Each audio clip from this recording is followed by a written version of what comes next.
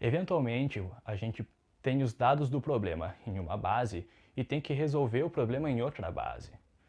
Ou o que a questão pede em outra base, por exemplo. E a gente pode mudar de uma base para outra, um logaritmo. Tá? E inclusive por esse motivo que muitas calculadoras científicas só tem botão para logaritmo decimal e para ln, não tem mais bases, porque qualquer base você pode transformar para essas duas. Então o problema que eu tenho é, eu vou pensar no logaritmo de b numa base c, mas eu não quero trabalhar na base c, eu quero trabalhar em base a.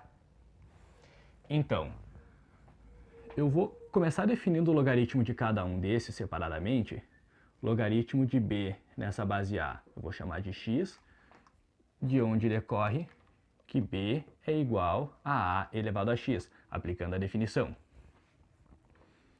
E o logaritmo de c na base a eu vou chamar de y, e disso decorre que c é igual a elevado a y, de novo aplicando a definição.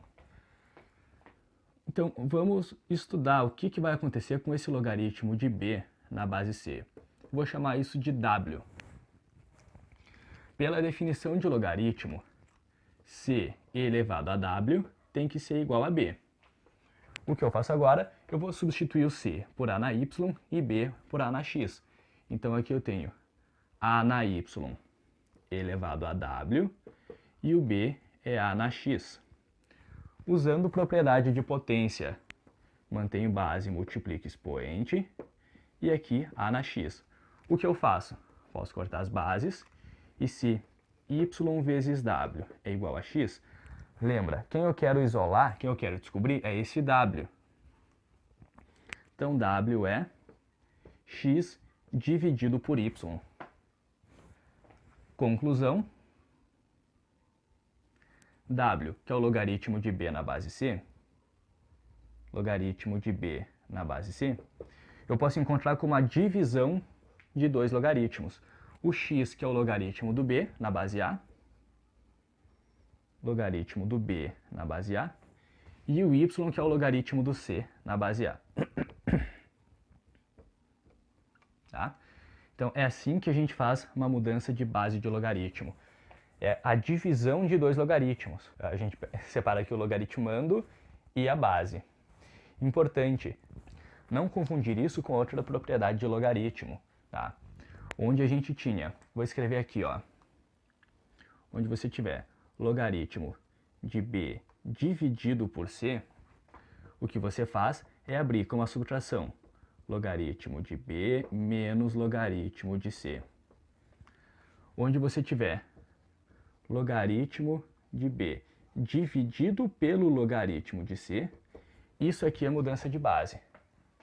Isso aqui seria o logaritmo de b na base c.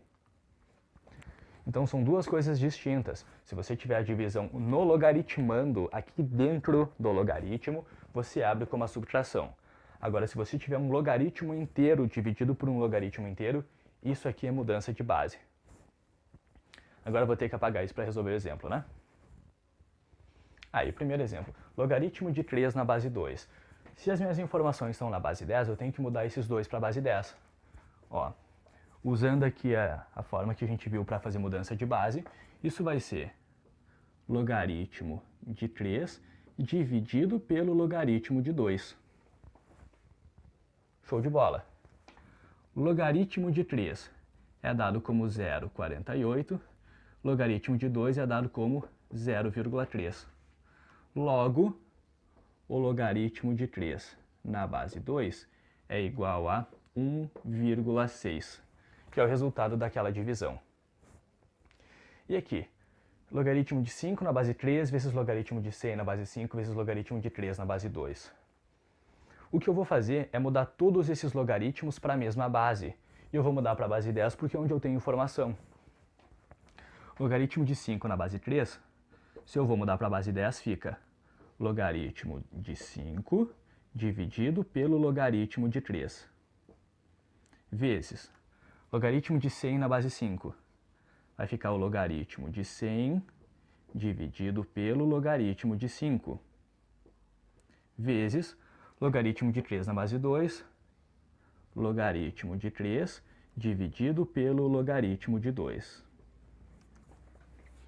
Ora, você percebe que esse logaritmo pode simplificar com aquele? Morre esse com aquele. O logaritmo de 3 com aquele logaritmo de 3, morre esse aqui com aquele lá. Ora, o que restou para nós? Aqui fica 1, né? E 1. Esse logaritmo a gente calcula. Logaritmo de 100 na base 10, a gente sabe que o valor disso é 2. Então, no numerador restou 2, e aqui no denominador ficou 1 vezes 1, vezes esse logaritmo, que é dado como 0,3.